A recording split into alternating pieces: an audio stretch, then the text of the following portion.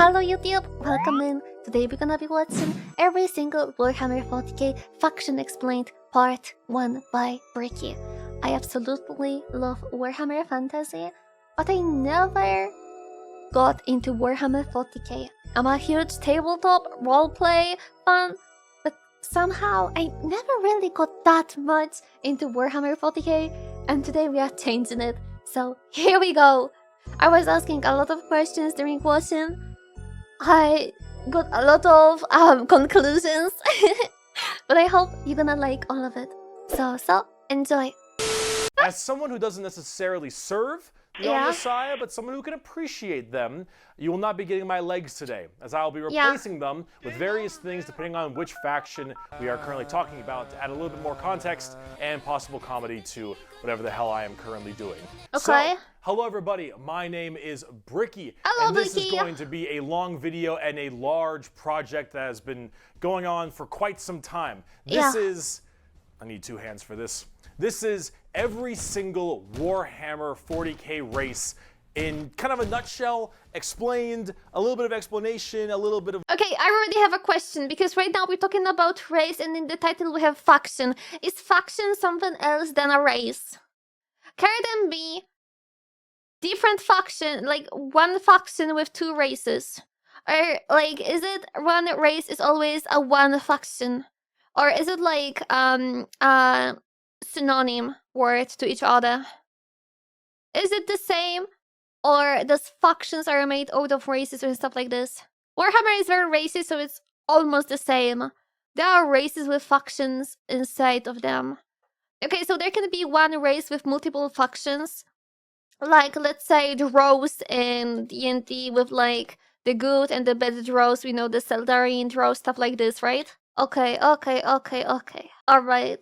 So they can be factions inside of one race. Okay, we got lore, a little bit of talking about the tabletop, but mostly lore, what they're all about, and also a little bit of background for those of you who just have no clue what Warhammer 40,000 is. Now you see, Warhammer and Warhammer 40,000 is a universe people hear plenty of, but don't know a whole lot about. They see, oh, there's these dudes in big power armor with chainsaw swords, and they got these big old green orcs, and there's some bugs over there, and everyone calls these guys weebs. And then there's these spiky bitches over here, and I don't get it. I don't understand. Where do I start? Well, this video is particularly for you, or for those of you who have a little bit of knowledge, but you're kind of curious about each of the different races and factions in Warhammer. So overall, the Warhammer universe is vast when it comes to lore and background, and each different faction is so different with the things that they believe in. And some are human, some are transhuman, like where they all have all these crazy ass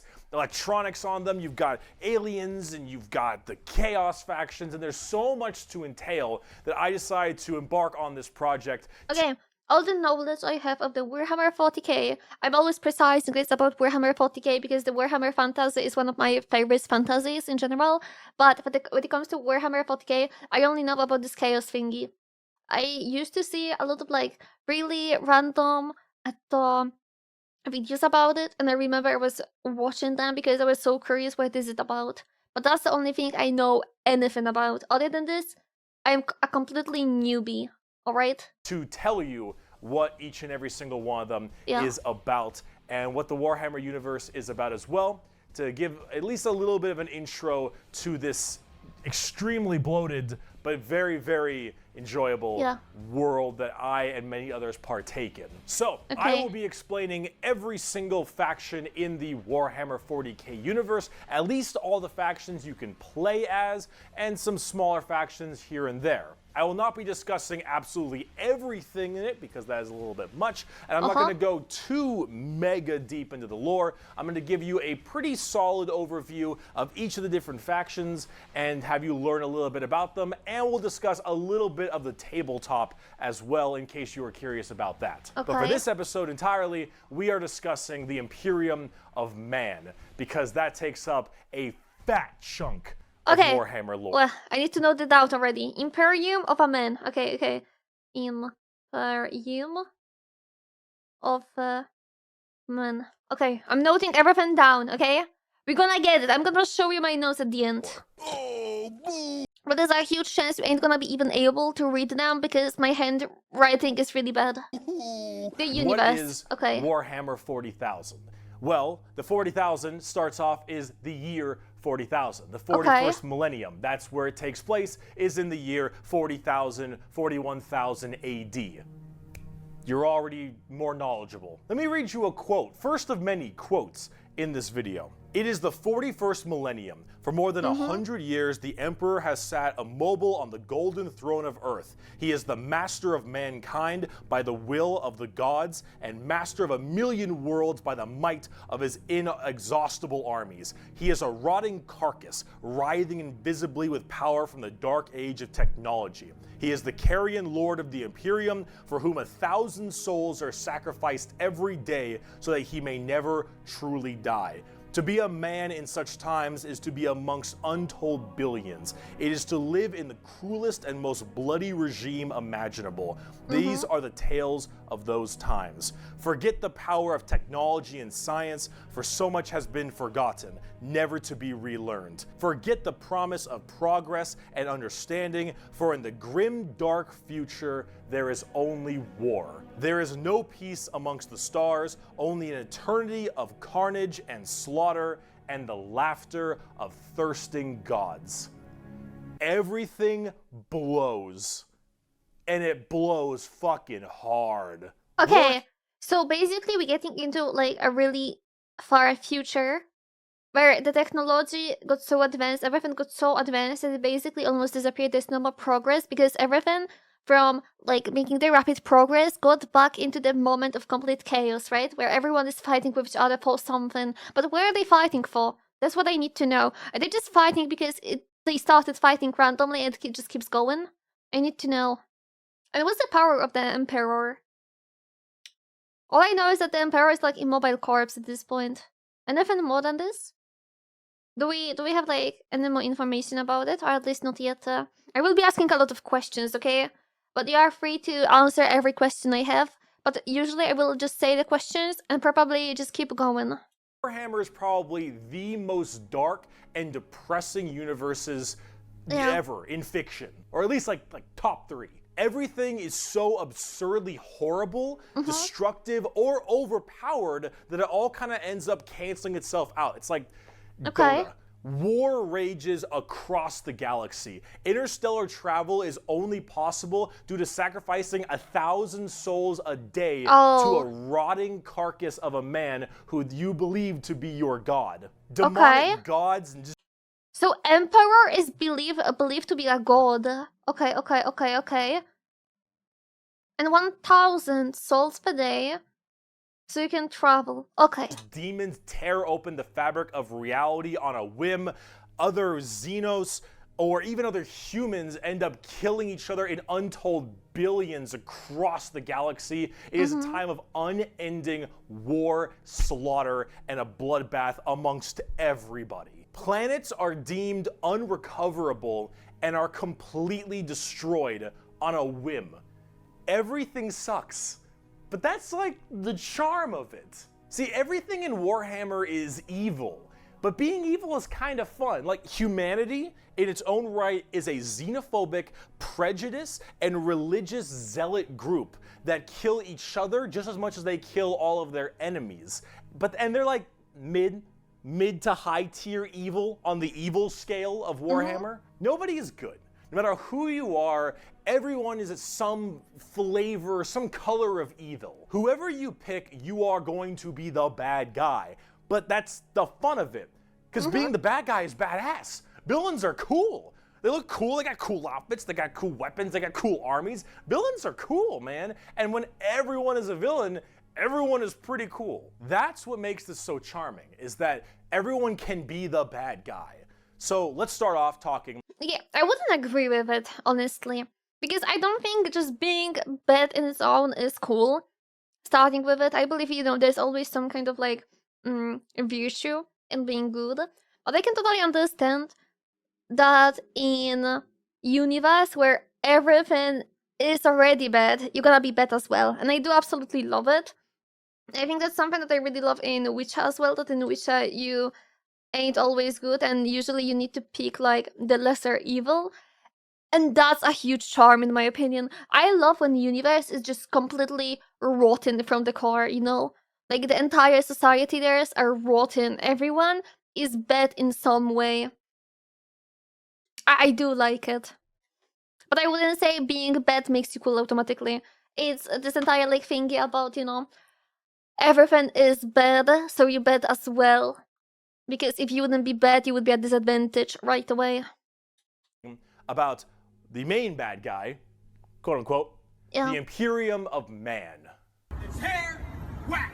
His gear, whack. The Imperium of Man is the main empire of the human race. All of humanity is under this one flag called the Imperium. And about 10,000 years ago, there was a man. He was the Emperor of mankind, a 10-foot-tall psychic demigod who led humanity across the stars to colonize tons and tons of worlds, create superhuman soldiers, and really bring humanity into a new age. This man, he's quite hot. Not gonna lie. Just maybe not this one, okay? But on the previous one, he was quite hot. Emperor of mankind was a psyker. And a psyker is like a magician of sorts. In the world of 40k, there is the warp, the immaterium, kind of like hell, but sort of like a purgatory dimension of hell. And a psyker is someone who can take that power and manifest it through their mind to use it to do stuff, like witchcraft stuff, magician stuff, spells, and lots of other things, but we don't want to get too into that. The Emperor, big boy psyker, top tier, A+, maybe even S. Now, the Emperor created a bunch of sons. Yes, created a bunch of sons known as the Primarchs. He created 18 Primarchs to have them lead all of the different legions of humanity to the different stars and plans to help colonize and bring it out. These Primarchs are basically like little versions of the Emperor. Not all of them are psychers, but a lot of them are very, very powerful, and they lead his special Space Marine legions. Then this big clusterfuck happened called the Horus Heresy, where the Emperor's favorite son, the Primarch, Horus, ended up joining Chaos and leading 9 of the 18, half of his Primarchs directly to Earth to fight down the Emperor himself. Now, if you want to know what Chaos is, remember what I mentioned earlier, the warp, that immaterium, the hellish place? In there relies the 4 Chaos gods. Imagine like Satan and 3 other Satans. The warp being kind of evil, those Chaos gods, that's the reason. And so those Chaos gods manipulated Horus, and then Horus helped manipulate all 8 other Primarchs to lead this giant coup directly on the Emperor on Earth. And they fucked up shit. After this huge civil war, Horus died, but not before brutally wounding the Emperor. And right at the end of his life, they put the Emperor on this large golden throne on Earth, in which he is now alive, just barely, but slowly rotting away, powering something called the Astra Militarum, so long as he stays alive, and is fed 1,000 people a day. The Astronomicon is like the North Star. If you want to do interstellar travel in 40k, you need to pass through that demonic warp I mentioned earlier. But how do you know where you're going? Well, the Emperor is there putting a nice little navigator right there. He helps navigate you to know where you're going. If you want to go from Earth to some crazy solar system across the way, you need to go through that warp, and then you need to know where you're going, go through there, and pop your way out. It's like doing nether travel in Minecraft, so you can shorten the distance between going to areas. So long as the Emperor is alive and being fed 1,000 people a day to stay alive, you can do that. The moment he dies, interstellar travel's gone for all of humanity. You're so boned. Now, since the Horus Heresy 10,000 years ago, does it mean they have farm of humans so they can have 1,000 souls every day? How do they get the souls? Is it like a human farm? Or is it more like every soul that just dies that day automatically goes to him? They need pure humans. What's up? PSCHER. What is this? 1,000 soul ain't shit to them. There are just lots of planets and a lot of people on the planets. Okay, so does it mean They need Psyker souls specifically. So they need, okay, 1,000 Psych are sacrificed every day. Psyker human is the magician pool. Yeah, the one that take the power from the warp. That's what we know already. But are they sacrificed, or can it be like, cannot be like in another interstellar there are, let's say, 100 psychs that are dying randomly because of the war or something, and those souls automatically go to him? Or is it more like they need to specifically take them, like let's say kidnap them and sacrifice them? Can it be like soul from any interstellar, or does it need to be like in this specific region that the Emperor lives? Because if yes, then that sounds like quite a lot of, work just to get like 1,000 people every day and then kill them. They have to go to the Emperor's throne. Okay. Alright. So every day they are taking those 1,000 people, those psychs, those magicians. They kill them and put them soul there to keep him alive. Okay. Imperium is... Are they willingly sacrificed? Is it like... Are they willingly to go there? Or is it always against their will? Because, like, is it like a huge honor to be sacrificed? Or is it not an honor at all and they just, like, getting kidnapped or they are prisoners or something? Because in this universe, at this point, Emperor sounds like this demigod that pure human do worship, so I do kind of feel like it would be a huge honor for them. Like, let's say you're reaching the age of 20, and then you can get this honor. Some are not happy. It is a coin flip. Okay. Mostly no choice, collected and delivered. It depends on the person, but most probably not willing. Some are quite fanatical though. They play it up like this for psychos. Okay.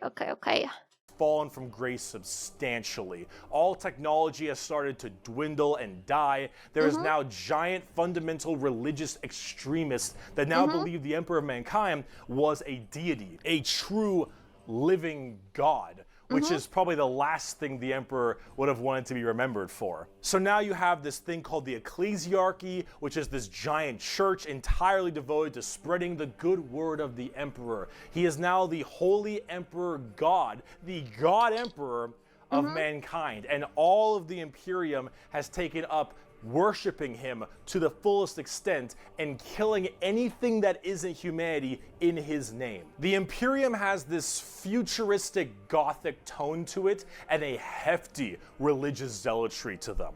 If you think anything against the Emperor, that's heresy and you deserve to die. That is called being a heretic. Heretics die in 40k. There is no such thing as freedom of religion. There is no such thing as freedom of speech, so long as you are against the Emperor. There is no such thing as any kind of tolerance. Everyone is a religious zealot. Some more than others, but... JK, thank you for update 172 Rossip. Thank you so much, I appreciate that. But now...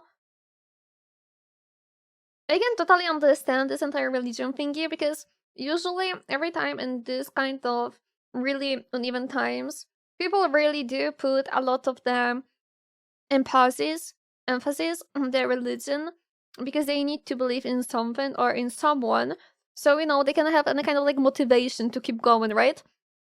So I do understand it, and seeing that right now it seems like the Emperor is the most powerful human, I do understand why they think of him as a god, even if he doesn't want to be a god and he doesn't want to be worshipped. I do understand it, and I feel like it's a really good dilemma in general. He doesn't want to be seen as the god, but at the same time, he doesn't really have much choice. And still, this religion keeps everything in check at this point. Okay, we got it. No matter what, you're preaching that good word. So right now, everyone in humanity is trying to expand their empire across the stars. If you are a heretic, someone who doesn't believe in the Emperor, you are deserving of death. If you believe in the Chaos Gods, you are also a heretic and you deserve death. If you are an alien race... Are Chaos Gods the gods from the warp? Or no? Is this what he like compared them to the Satans? Yes, okay. Let me type it down for myself, okay? Let me write it down. The Chaos Gods are the 4 gods of the warp, okay? Of any kind, you are a filthy Xenos and you deserve death as well. So long as the murder continues and humanity expands, the Imperium of Man is very, very happy. However, the largest fighting force of this Imperium is my personal favorite faction, and the first faction we will discuss, the Astra Militarum, or also known as the Imperial Guard. Wait. But now it kind of makes sense. Now that I think about it, it does make sense, but like... So, they are sacrificing the Psychers. Does it make sense why they're sacrificing only the Psychers, or no? Like, is there a reason why it needs to be a Psyker to be sacrificed in this 1000 soul per day, or no? I'm really focusing on it because that's the part that really intrigues me, okay? For the space travel, yeah, I get that much. But like, I feel like this entire thingy of them being really religious and treating the Emperor as a god really gives a lot of nice feeling about this whole thing because it feels really connected to each other, you know? Like, everything does make sense, okay? Where...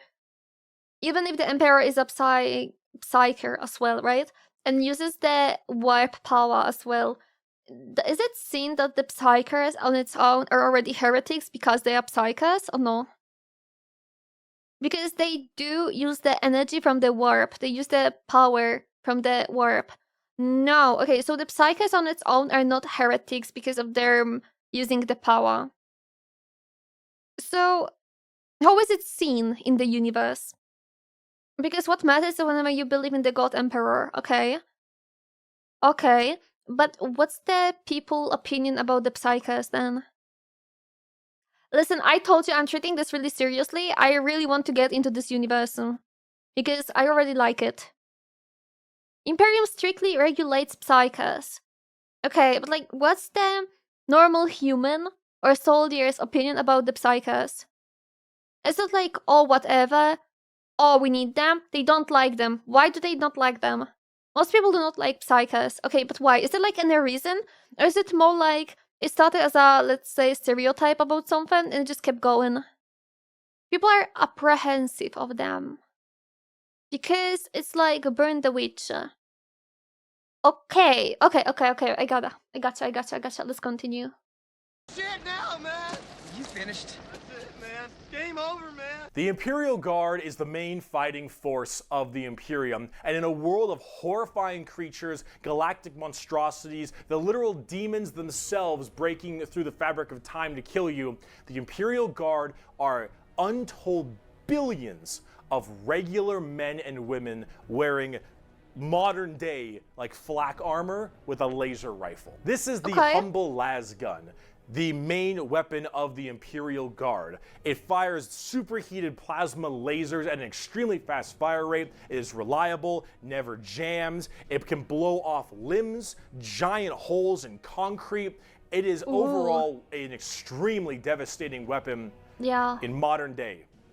It is one of the weakest in the 40k universe. Yeah, a laser rifle that never jams, it could blow off limbs, one of the weakest weapons.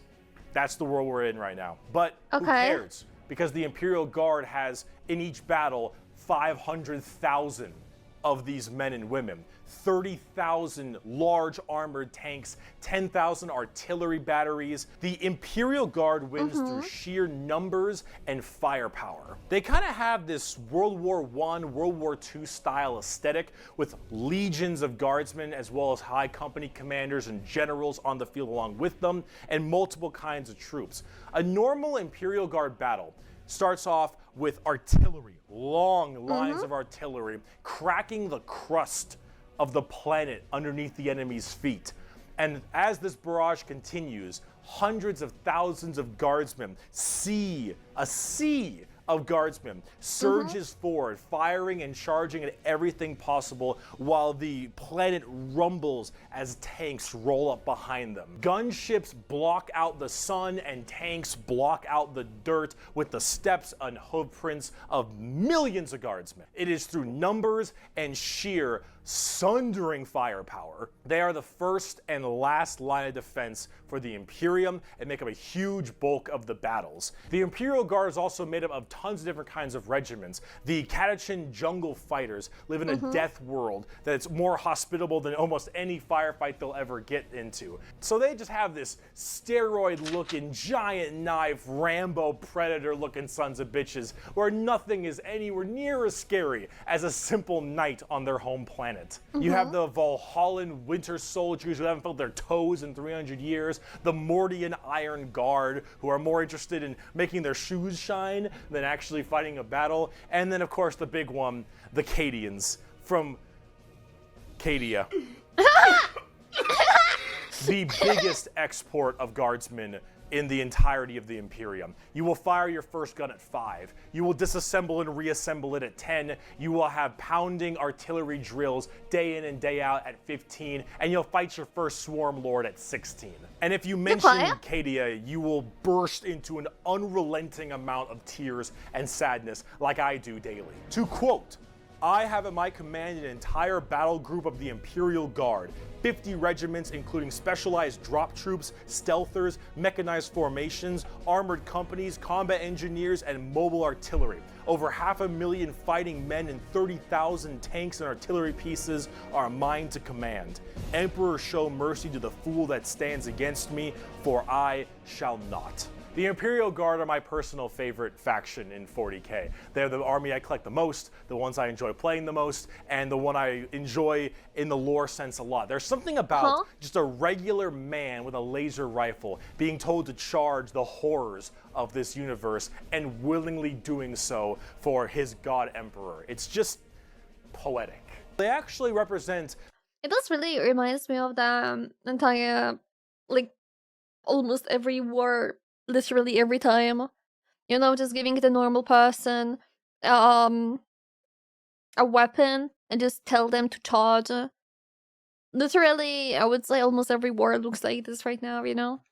The main Imperial Guard tactics pretty well. Large amounts of artillery that doesn't require... Or maybe not right now, but like, if you're gonna think about it historically, of the war that really already happened, it was usually like this. And then you're gonna give them like a higher goal in all of those, all of it. A higher goal for which they should fight. And they should keep their morality high, because, you know, if your army gonna get low morale, it will be really bad for the entire battle. A line of sight, lots of tanks, tons of infantry, drop troops, and gunships. Overall, they're pretty similar to how they sound, though a little bit expensive to collect, unfortunately. And they don't hit a lot. They have a bit of a bad aim, but you don't really care because you're just drowning them in shots. However, if you want more accurate fire and specialization, we can move on to talk about Space Marines. Oh my god. Space Marines! The Angels of Death are up next. Space Marines are genetically engineered super soldiers and superhumans. They're given extra organs, their skin tissue is toughened, their bones are stronger, they're taller than the average person. They're pretty massive people, and these are the specialized super soldiers that carry out a lot of the more specific tasks for the Imperium. And there's tons of legions of them. In fact, there's one per Primarch. Each Primarch, the Emperor's son, as I mentioned before, oversees their legion of Space Marines. The genetic upgrade they get is based on the genes of said Primarch. It's something called a gene seed. That's what brings them up to this like superhuman level. As stated, each Primarch has their own legion. Robot Girly Man has the Ultramarines, Jagatai Khan has the White Scars, Rogel Dorn has the Imperial Fists, Corvus Corax has the Raven Guard, and there's a whole bunch of other side sections that are also extremely interesting and have a little bit more of a twist on the average Space Marines, which we'll discuss in a bit. Humorously enough, I don't have a whole lot to say about Space Marines. They're superhumanly fast. In fact, it's been said that nothing that large should move that quick. These men in power armor moving at blazing fast speeds. Their reflexes are faster, their skin is tougher. They are overall just extremely powerful soldiers. In fact, where they differ comes down to which Space Marine Legion we're talking about. For instance, the Ultramarines done by Robot Gilliman are the main blue boys, strong in almost every way, the jack of all trades kind of group that are a little bit too strong, and that's a lore problem, but the White Scars by Jagatai Khan are all about speed freaks, go fast. We're talking attack bikes, we're talking land speeders. You want to go in quick, you want to hit them hard, you want them to be swarming around like buzzflies, buzzsaws. With the speed of buzzsaws. We got it. You good. Fuck you, Pale King. What? Salamanders love fire. Fire in the forge, fire in battle. Flamers, melta-guns, multi-meltas. Just so long as something can be burning, that's big. And they're also hell yeah. bases of the Space Marines. A lot of Space Marines have this kind of like holier-than-thou thing because of their genetic strength. However, the Salamanders tend to put human lives above the lives of themselves, which is actually rather rare. Yeah. They're also all black, but not like just regular black, like 2 a.m. line at a White Castle black. Like they have a charcoal, dark, ashy exterior and blazing red eyes. Apparently something about living on their home planet of Nocturne, which I don't know if that makes much sense, but who cares? This is like fantasy land anyway. Overall, Salamanders are actually one of my personal favorite legions because they're just really cool. They're fun to play as because of all their flamer weapons, and they have a nice, like, more heartwarming lore as opposed to being super evil like everyone else is. Oh my god, we're not even a quarter of the way through the Space Marine legions. I feel like those gonna be my favorites already, because at the same time, you can see that they are really, really, really complex as characters. I like them. Imperial Fists, proving the power of the siege and defensive positions. Raven Guards, master of stealth and sabotage while having bird helmets. Iron Hands, masters of machines and vehicles while being really goddamn good at being sold on eBay after one nerf. Space Wolves, Vikings and wolves and tons of wolves and axes, battle axes, fur everywhere. Space Wolves, angry, big teeth. Blood Angels, the genetic defect to make them want to drink blood and go crazy called the Red Thirst. They have Cupid wings and stuff, which is a little bit strange, and they are all super gay for Sanguinius. Dark Angels are old school, nice and inner circle theme, and...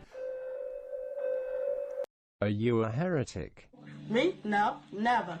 Once from the Death Watch, a fancy-pantsy anti-Xenos group that nobody plays because Death Watch, and they look cool though, but no one plays them. I don't know about Death Watch. They're there though. Black Templars, for the people who, if you haven't prayed at least 3 times a day, you're gonna start praying out that airlock. And I'm sure there's some other chapters I may have missed as well, like Crimson Fists and stuff, but those are the main ones right here. Here, quote from the... I like the vampires ones, the gay vampires, and the green ones the most already, okay? We have our gay guys, and we also have the ultra sweet guys. I love it. Emperor himself. They shall be my finest warriors, these men who give of themselves to me. Like clay I shall mold them, and in the furnace of war I shall forge them. They shall be of iron will and steely sinew. In great armor I shall clad them, and with the mightiest weapons shall they be armed. They will be untouched by plague or disease, no sickness shall blight them. They shall have such tactics, strategies, and machines that no... Blood Angels and Salamanders always pull new people.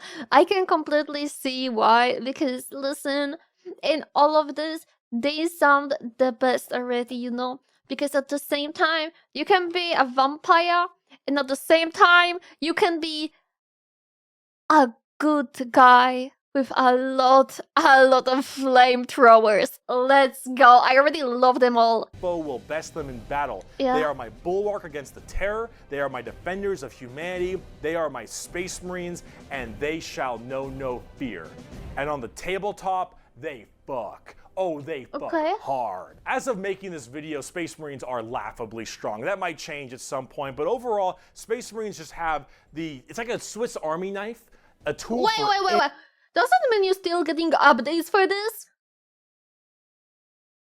Isn't it like a super old universe in general? You're still getting updates?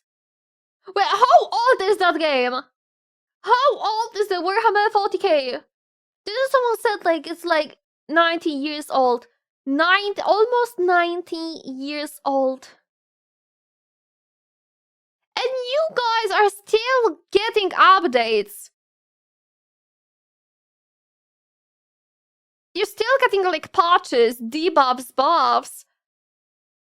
After 90 years, this game still ain't balanced. Okay. New rules because it's still making money, and our bullets are still hostages. Okay. New abilities. Okay. After 90 years, you guys still getting updates. Amazing, beautiful. I love it. And then you can see like new MMOs coming out, and after 3 months, the entire servers are already closed. And then you have freaking Warhammer 40k, almost 90 years. Let's go, we keep going. 100 more years, let's go. 41 years, not 87? Then who lied to me at the chat? Who lied to me? Who wrote it? JK, you wrote that this game is 87 years old. You lied to us. I misremember. Not misclick, misremember. It's 1987. Still 40 freaking years and you're still getting updates. Amazing. Anything you need, except it's like a gold-plated Swiss Army knife. It is extremely strong. If you are actually getting into the tabletop of Warhammer, Space Marines are a great start. Also, whatever gameplay style you have, whether you want to be sit back with long range and heavy weaponry, go fast and run in, or even just full melee, all of these options are totally there for you. Space Marines are super badass, but unfortunately, it's time we start praying to our new god, the 2011 Honda Civic. So is it any wonder people are afraid of technology? Technology! The Adeptus Mechanicus. The Adeptus Mechanicus are a technophile cult on Mars.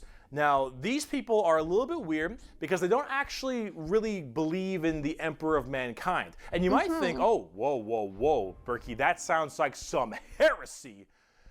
A little bit. They believe in the Emperor, they believe in his power, but they don't pray to him. They pray to something called the Omnissiah. And the Omnissiah is this kind of machine god that they believe permeates in all machines. And if you think, well, wait a minute, they believe in a different god as well? That sounds like super heresy. Well, yes-ish, but they also make all your guns, and they make all your tanks.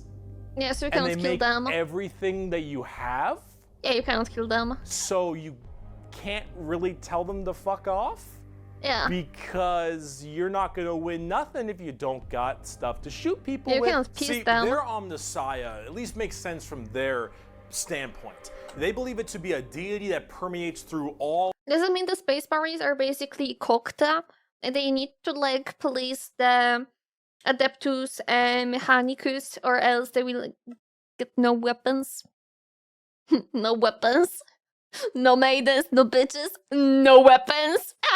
All machines. Your Honda Civic, your standard bolt gun, your Dune Strider Walker, your giant mechs, your huge ships. The Omnissiah is present through all. And the only reason your stuff works is because the machine's spirit in it says it works. If you want your gun to work, your tank to run, you must pray to it. And I mean full stop. You need to start chanting in high Gothic. You need to burn incense. You need to sit on your knees and pray to that car. You need to rub oil on your robes, and you need to go ahomina, homina, homina, homina, homina, homina. Full stop. If you want your damn thing to work, if you want your gun to fire, you need to do that. They are very bizarre, and they actually have a bit of a point, because it's... Does it mean that if you get a weapon from them and the person who made this weapon dies, your weapon ain't gonna work anymore because they cannot pray anymore?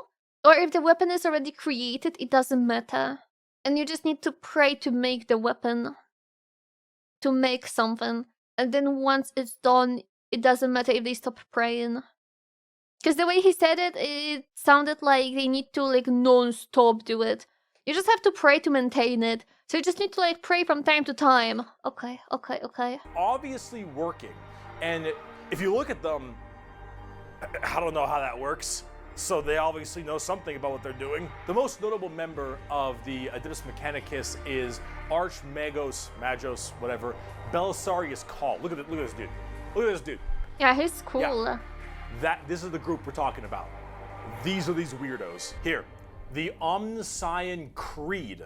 The credo, Omnissiah. There is no truth in flesh, only betrayal. There is no strength in flesh, only weakness. There is no constancy in flesh, only decay. There is no certainty in flesh, but death. Flesh is weakness, flesh is death. The Omnissiah is the god of the machines, and if you wish to be whole, if you wish to be holy, if you wish to give unto him, you must saw down your limbs and remove your organs and replace them with mechanical parts, because that is what he wants, and that is how you will become enlightened. Hard techno. Does it mean they are pretty much immortal? If something ain't gonna kill them, are they immortal? Or do they still have human brain?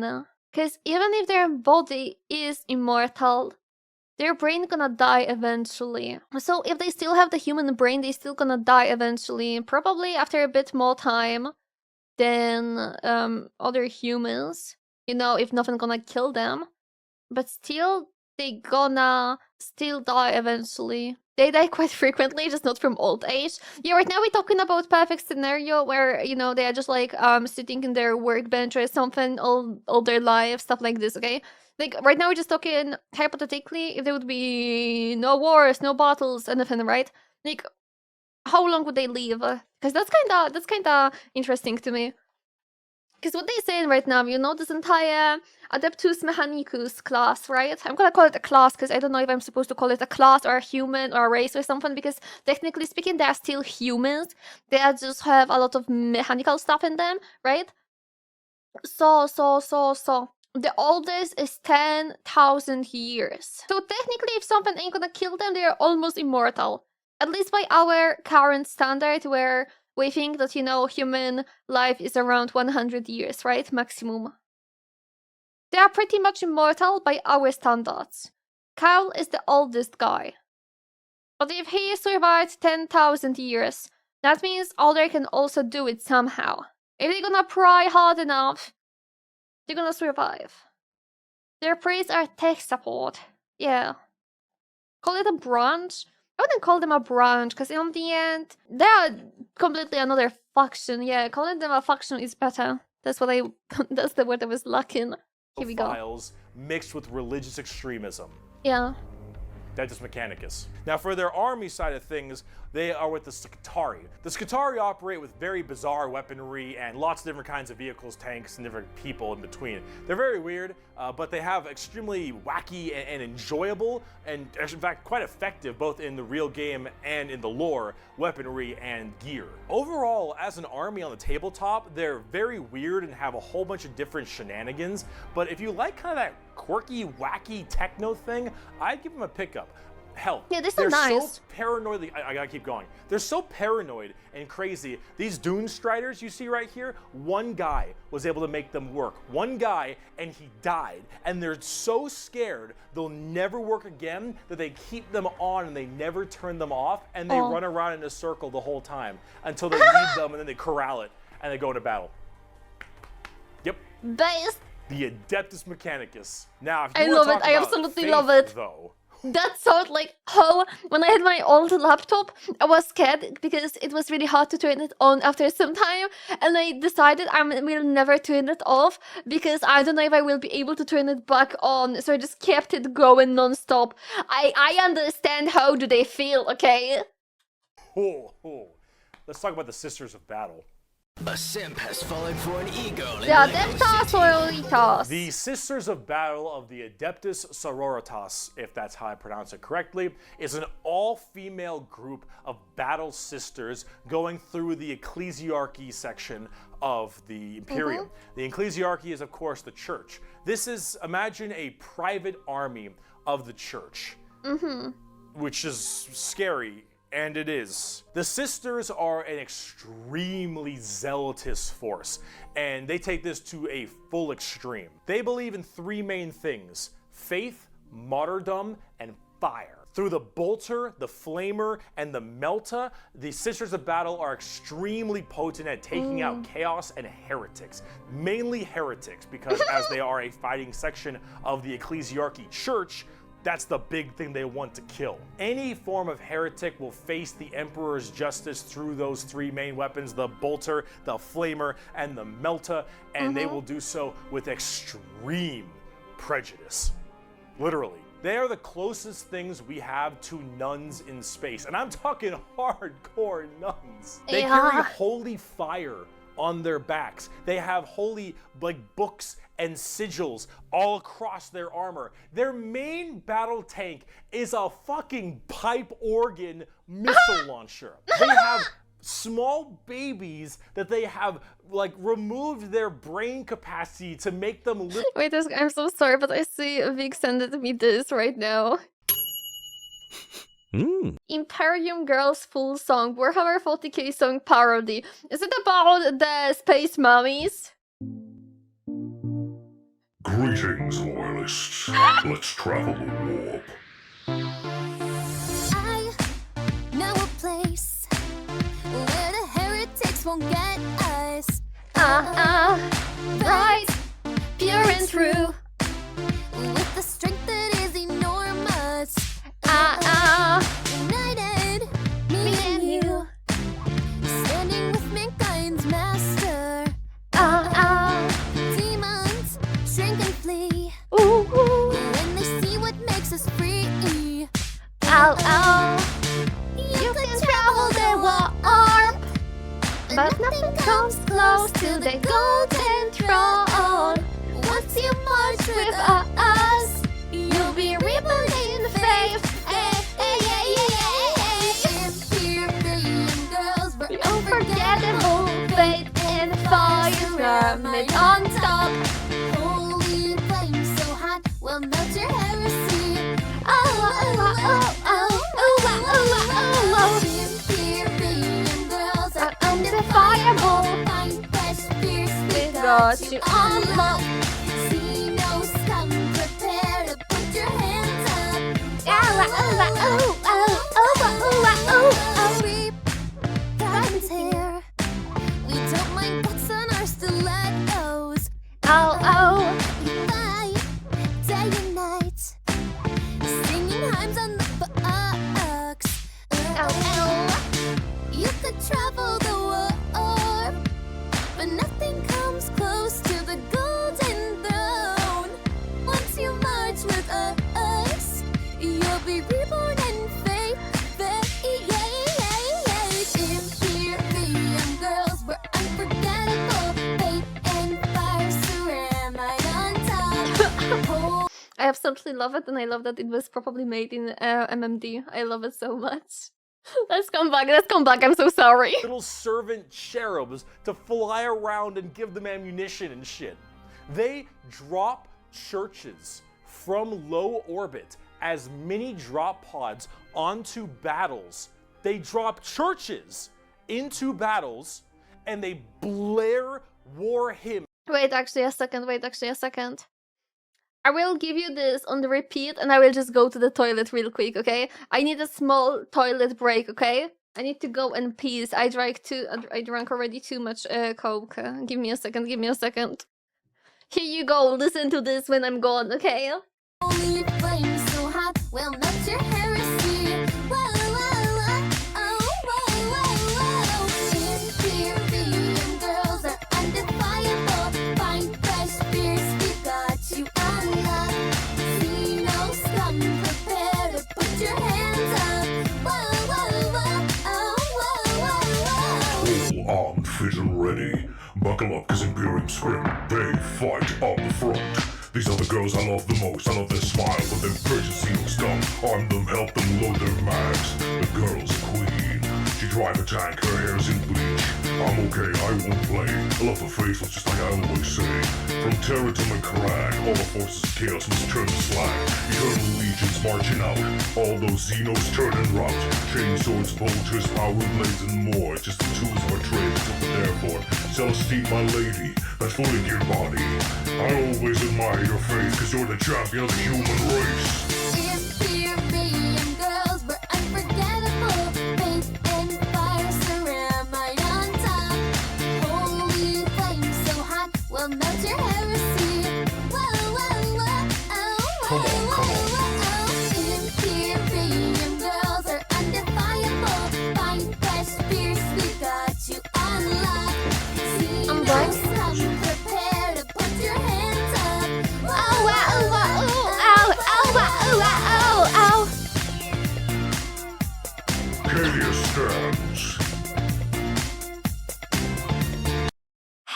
yeah, I love it. Let's come back to our space mommies. I love them. And holy music They're literally girl bossing. from their frigates in low atmosphere and shower holy water across the battlefield.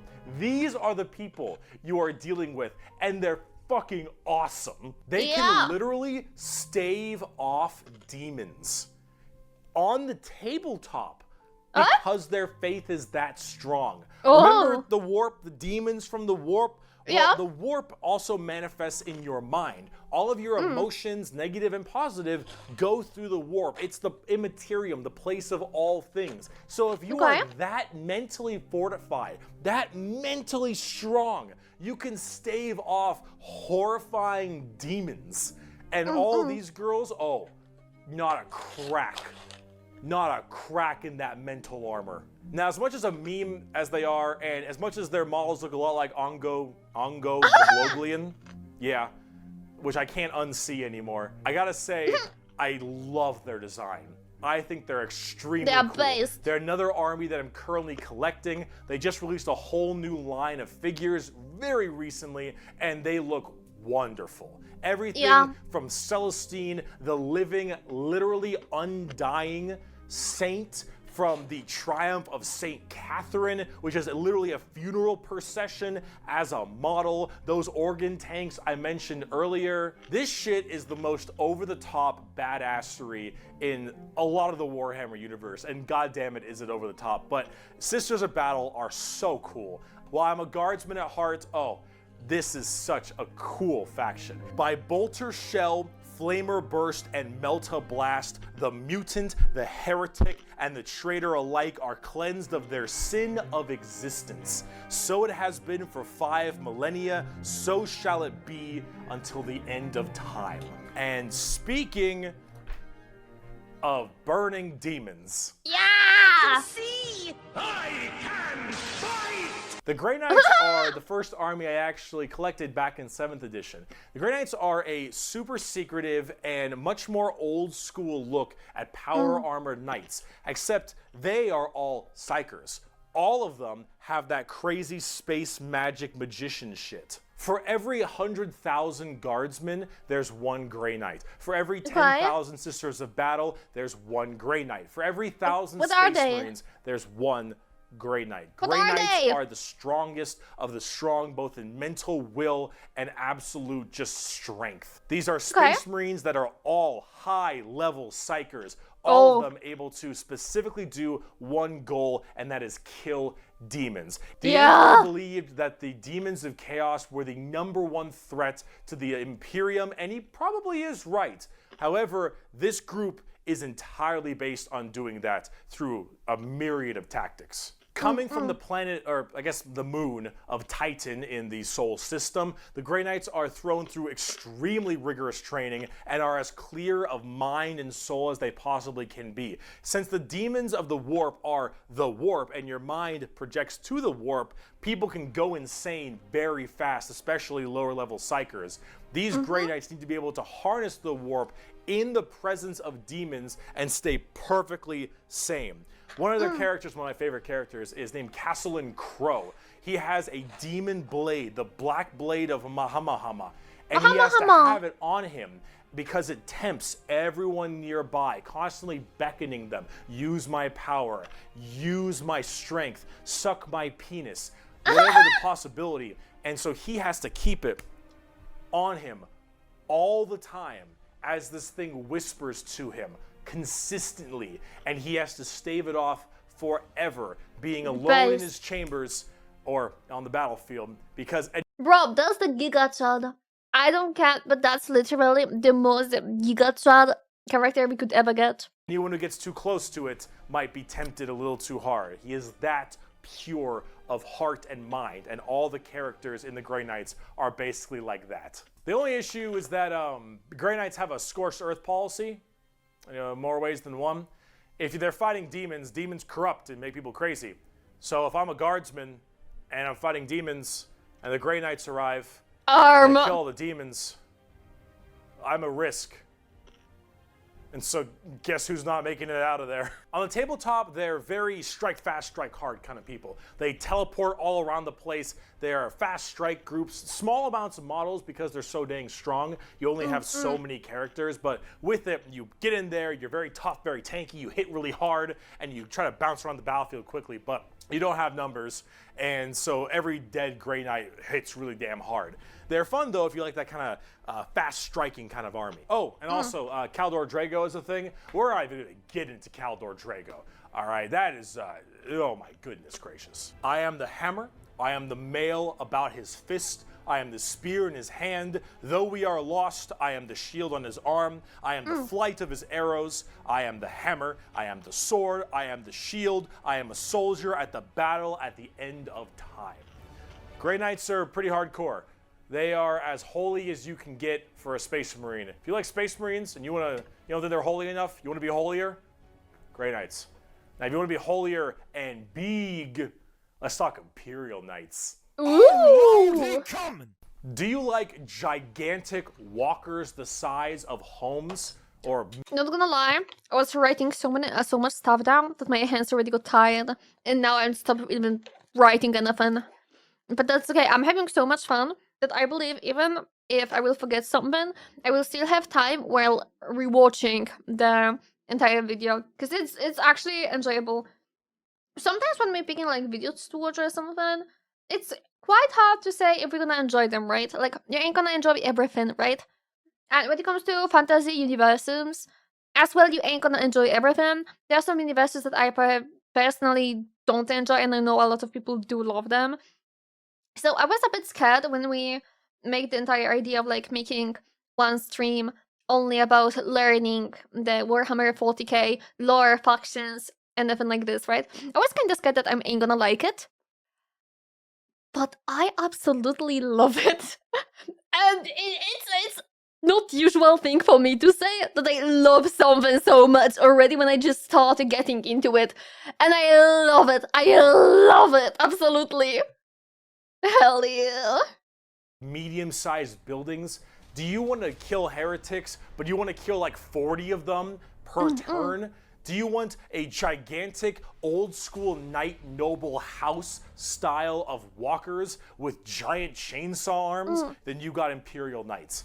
Imperial Knights, it's not a whole lot to talk about them because they're just gigantic walkers, but they have this old-school like house feel to them, like literally like they're houses. Each Imperial Knight comes from a house, huge. and each of them act in their own special way. These behemoth of walkers also destroy almost everything in their path, killing full swaths of squads in a couple shots, stepping on legions of troops. Like, these things do not mess around, and they look so cool. Imperial Knights and Chaos Knights, actually, for that matter, don't have a whole lot to discuss. They're just super big, heavy walkers, and they look different depending on your house or chaos god you currently believe in. And overall, these things are just really cool if you want to murder everything in your path. They're the big, scary, big unit of Warhammer, and if you want to collect them, go to town. They make for a great painting project, too. Getting more back down to Earth, let's talk something about a little bit different, a little more gold. Adeptus If guardsmen Custodes are regular soldiers, Space Marines are super soldiers, Grey Knights are super soldiers, the Adeptus Custodes are super soldiers cubed. The Adeptus Custodes are the third major army I own. I know, 3 armies. I know, I got carried away, okay? But that's all. I only have 3, okay? They are our final brand of Space Marines, but these ones are super special. Okay, if a guardsman is 6 foot, a Space Marine is 7 feet, a custodian is 8 feet. These are the giant defenders of Holy Terra, which is also Earth. Earth is Terra, Terra.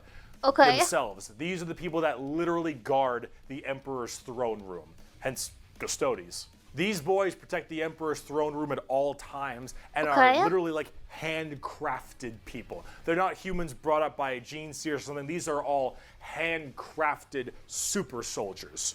I think from a tube. These behemoth. Okay, wait, there's a comment. Rossip is saying that Bricky gets this wrong. They are not made in lab, but are recruited as kids from the noble houses of Terra. Wait, so this entire society also has like noble class? Oh my god. Okay. So if there's a kid in a noble class and he's showing potential, he gonna probably get drafted into this thingy, right? And probably most of them gonna die as usual. And some gonna go out and they will become those. They will be the guardians of the Emperor. No. I love that we have pretty much and then no right away. Why no? Listen, I'm gonna say it once again. I think I said it yesterday as well. If I'm asking a question and you saying no, you need to say to me why no, so I can understand it. Only Emperor can create Custodes. But we ain't talking about Custodes. Where I see that right now, someone said only Emperor can create Custodes. And now we have two people saying no, it is actually not like this. Okay. I will give you guys like 5 seconds. Get this over between yourself and then tell me the final version that I need to know, okay? In the meantime, I will be looking at you fighting and I will eat some rice crackers, okay?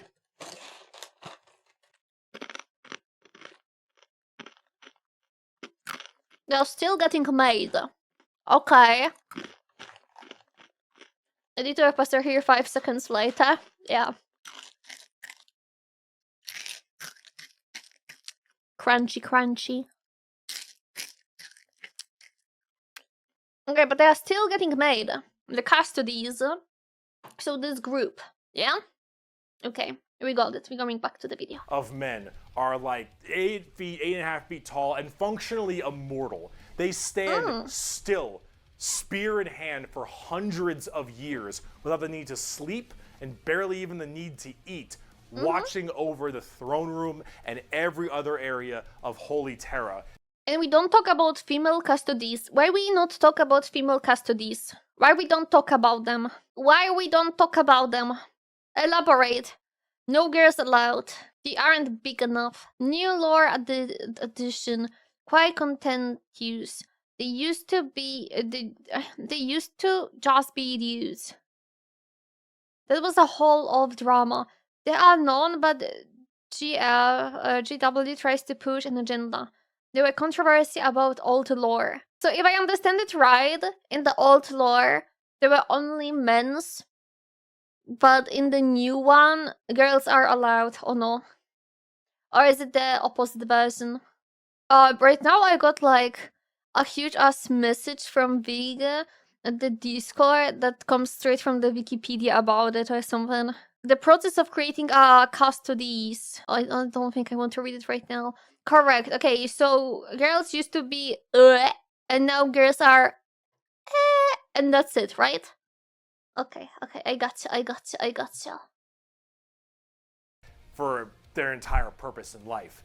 And oh my lord, are they terrifying. These custodians put Space Marines to shame. If you liked your super soldiers, these are your super mega soldiers. One of these men can take on probably 3 Space Marines and most likely win. There are many different groups of custodians as well, like the Solar Watch, or there's also one of my personal favorite, the Aquilin Shield. The Aquilin Shield go out to seemingly unimportant individuals and protect them because they believe that they are going to be doing something very important in their lives. For instance, let's say a regular guardsman gets the protection of this giant 8.5 foot tall golden god because that guardsman will end up becoming a general one day or something of that nature. The custodians work in mysterious ways and are almost always outnumbered but never outmatched. These people are pretty horrifying, both on the tabletop as well as in the lore. There are very few of them, however, and there's actually an extremely small amount of them, but that's kind of the point. There's only so many of these people that can have war gear this strong, weapons this powerful, and training this good. And the custodians have all 3 of it. For 100 years, I stood my watch amidst the somber shadows of the Sanctum Imperialis. I was still as a statue, but always ready. always attuned to dangers unseen. Days, months, years passed by in a frenzied blur beyond those walls, yet within little moved and nothing changed. For 100 years I did not but wait, yet had any threat appeared, I would have struck it down in a heartbeat. For 100 years I stood my watch, and as it ends I can tell you this: patience is a weapon. The Custodians are the top dogs of the Imperium, and they hurt just that same way. Though I do want to discuss a little bit about the Sisters of Silence before we get out of here, because the Sisters of Silence I also have a few of, and they're really fun, but they don't get enough attention. These kind of bald plume ladies are a whole group of pariahs, are also known as blanks. We'll be referring to them as blanks from now on. So as every mind is somewhat connected to the warp, these blanks are a genetic mutation that has it suppressed heavily. Because of that mind suppression, normal people feel this weird, like, uncomfortable nature when around them. When a Sister of Silence walks past them, you feel ill. You feel just uncomfortable and strange. So most of them don't actually live past childhood, because once they are birthed, they're, well, you know, killed or something at a very young age, because they just emit a horrifying aura. These ladies, however, are guardians of the throne as well for more psychic threats. See, none of the Custodians are psychers, so they have a difficult time dealing with major demons and other kinds of psychic phenomena. These sisters are extremely specialized in it, all of them taking a vow of silence as they don't speak, hence the term Sisters of Silence, but they communicate through hand gestures and things of that nature. But if there's a demon issue, if there's any kind of warp-based problem, the sisters are extremely adept at dealing with them, thanks to their blank gene. They normally work a lot of time with the Custodians because they have to deal with both kinds of threats, but they're not represented that way on the tabletop. In fact, they only have like one real model for them, which is very unfortunate. I hope they'll get something new soon, because I think they should really be working together as it is that way in the lore, but hopefully we'll get there soon. But if we're talking about blanks, let's talk assassins. My precious power ring, gone forever. It's been a long video. We're about to round it out. We got this and one more human thing, and then we're done. The assassins, though, the Officio. I'm glad we almost done with the humans, because I feel like, okay, humans are interesting, right? Because it's the most similar to us as a, well, humans thing in the universe, okay? But I really, really, really want to go to the part of no humans there. Because I think, you know, with humans you can get creative, right? But there are some limits for humans, and I feel like we already kind of got through the most interesting human spots, okay? Now, I need everything non-human. Assassinorum, oh boy, these people are deadly. Yeah, they're called assassins, they should be, but oh man, these people will mess you up. So these are from the Officio Assassinorum, a very special organization, and they are handpicked by the Grand Master of the Officio Assassinorum from the, what was it called? Schola Progenium. It's basically an orphan school. Your parents got murdered by demons or something, you get sent to this and you get trained to be whatever. Tempestus drop troop, an Inquisitor maybe even. Maybe you get a blank gene and you get thrown into the Sisters of Silence, or sometimes you just disappear. When you are taken, however, you go to one of 4 temples, because the Assassinorum works in the temple style of things. These temples are the Vindicare, Caluxus, Calidus, and Eversor temples. Let's start with the Vindicare. I'm far away. I've been sitting here for 3 weeks. Poof! The Vindicare Temple is the main sniper-based temple. Gigantic sniper rifles for all these assassins. Their whole point is to be able to be in a spot and sit there, eye and scope, for weeks, waiting for their perfect target, taking people out from literal miles away after extremely long time periods. The Vindicare Temple is about precise, perfect aim. There have been reports of Vindicares being able to single out particular body parts from over 2-3 miles away. Temples in the head, the jugular, for instance, and been sitting there after weeks. And when they're ready, take that shot, time is done, packs them up. The Custodes Temple, however, is a lot more about shape-shifting and deviant art. It's mostly a female-based one, or at least it seems to be, and this allows a lot of body augmentation for certain individuals to be able to kind of transmorph themselves and infiltrate areas that are problems. These assassins will end up taking missions that take them years, 2-3 years, to infiltrate a heretical group and slowly work their way up just to get enough time to put a bullet into the main target's head and then escape unharmed. Or become the main target and sabotage it from within. These are all completely about deception, mind tricks, polymorphing, and everything in between. And lots of drawings. The Eversor Temple. Okay, hear me out. There's definitely not enough drawings like this. We need more of them. It is what it is. We need more of them. More of them! Disturbing one. The Eversor Temple is about when you don't want anything to come back alive, friend or foe. You want it all dead. An Eversor is psychogenically conditioned with just psychotherapy and psychological torture to only feel violence, hatred, and anger. It does the Clockwork Orange style of thing of just making you forced to watch never-ending pain and misery and psycho conditioning, I guess is the term. And then they pump you full of tons of psychedelic drugs and they cryo-freeze you. And then they drop you in an area where they just want to make sure everything is dead. And then you defrost, full of just all this insane, mind-boggling psychotherapy and psychedelic drugs, and you just go to town. Yeah, if you don't care if anyone comes back alive. You're like, all right, lost cause, send them in. Finally, there's the most bizarre How do they get them back?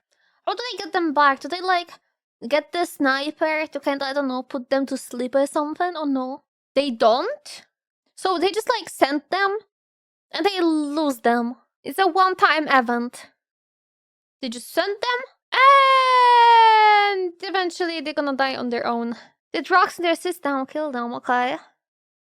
One-time use only. Send them out with the order. Okay. What can you... Okay. A Caluxus Temple. Gotcha. The Caluxus assassins are feared even among the other temples. So that blank gene, the people will go to the Caluxus Temple with this as well.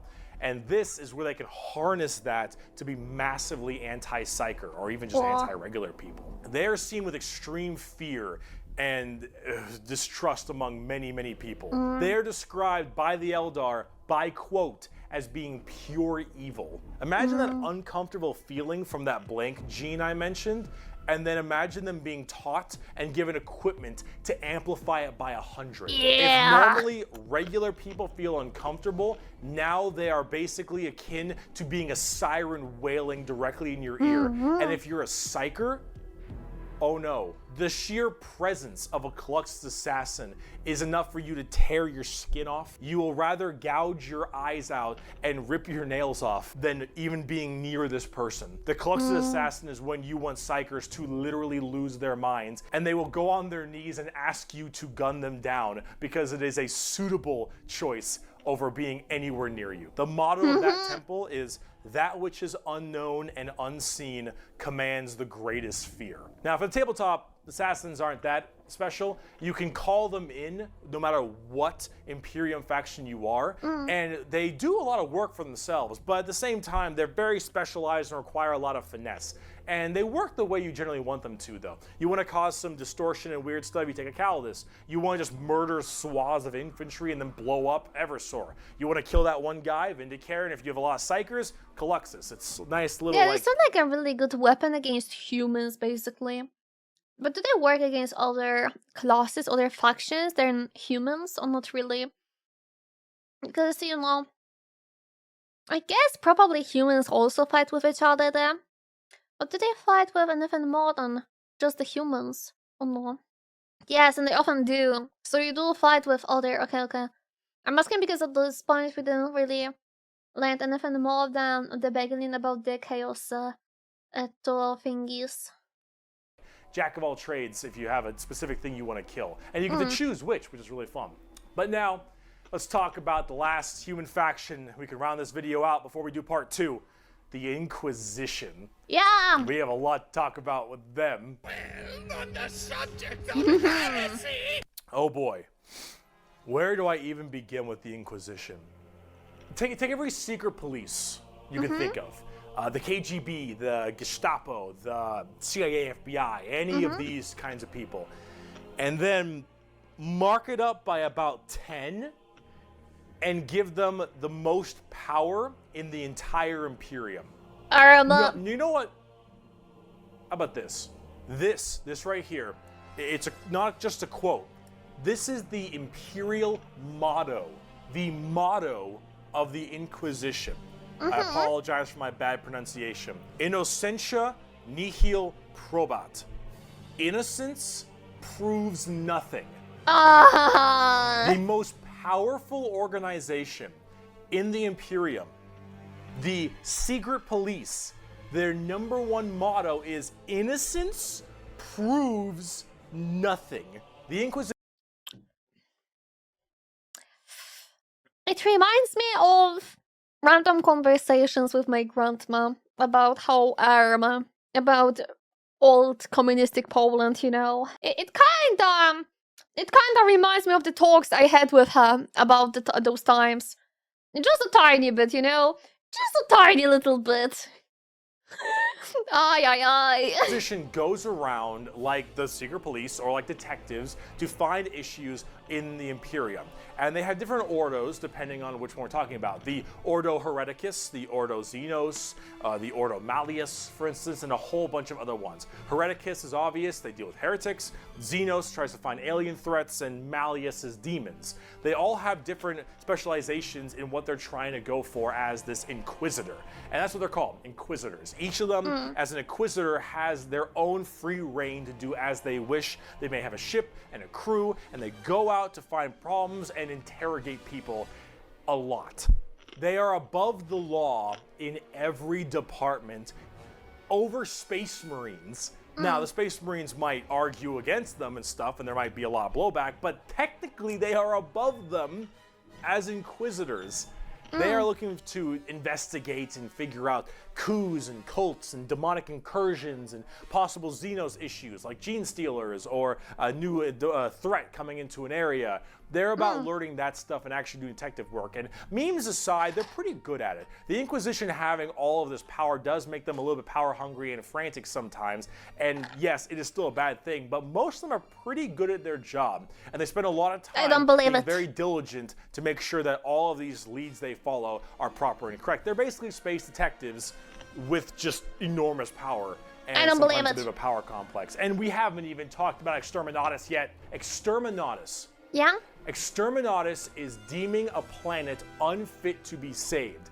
I deem that this planet is demon infested and taking it back will cost too many resources and is not worth it. Oh, so just gonna bomb it. Exterminatus on this planet. I will now sign the death warrant of an entire Imperium planet as it is unfit to take and better to be destroyed than allow the enemy to hold it. This can mean saturation bombardment. This can mean cracking the planet's core and breaking it apart. Doesn't matter.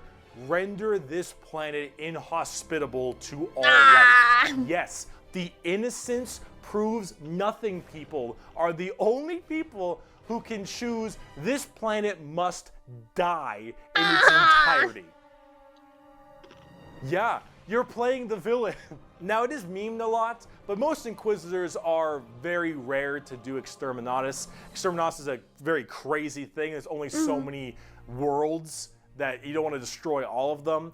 Now, naturally, with the memes aside, there are some people who are a little bit rough on this one.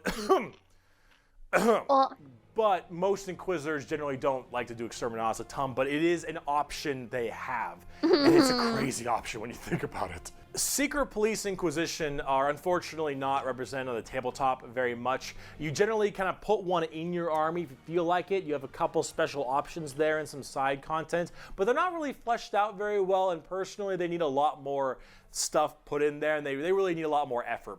Can I just get one in my party and basically boom a planet? Oh no. Or is it against? I just wanna boom boom the planet.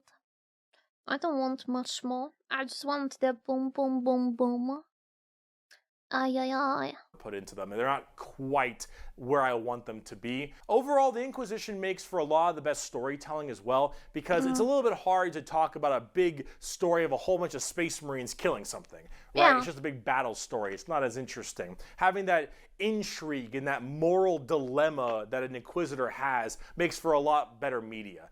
And honestly, the more people do it, I think it's better, because then it adds a little more humanity to the Warhammer horrible, horrible grimdarkness. And wow, we just finished the humans, all right? Come back to part 2 when we talk about Chaos and Xenos. Oh my god! We got to talk about the 4 Chaos Gods and all the Chaos Marine Legions and the Tau and the Necrons and the Orcs and oh. We are done with the part 1. We are done with the part 1. Listen, even as for us, it didn't took that much time, okay? As usual. I hope you enjoyed. I did, even if I got overstimulated at first. I need to try this game sometime. I did enjoy it. I definitely got into this lore, okay? I am getting into it right now. We got past every human thingy. And I believe from this point, it can get only more interesting. And I would say, I just don't kind of get how do you play it usually. Because like, when you usually play fantasy tabletop roleplay, I'm just used to role-playing LARPing a character, right? How do you play Warhammer 40k? Do you also like make your own character? No, you play with the figures or no? How does it work compared to like, let's say a D&D campaign? Start sheets and roll. Okay, then like a typical one? Okay. You're gonna allow Mr. Commander ordering them, I assume. You assume. It depends on what you play. Okay. Army versus army tabletop game. Your list of units versus there. Okay, so playing 40k. Okay, so wait. If we would like to play a 40k, it depends if you wanna do it as a roleplay or as a strategy game, I suppose. So I guess we can both make it as a typical roleplay, but we can also make it as a strategy, you know, at commanding over the army, if I understand it correctly. The story-based missions. Okay. Why do I have a hiccup now? Okay. But then, guys, thank you so much for watching the part 1 with me. All I can say is, I'm sorry for the editor. That's all I can say. And all I can say is, it's time for the part 2. Da da da da da da.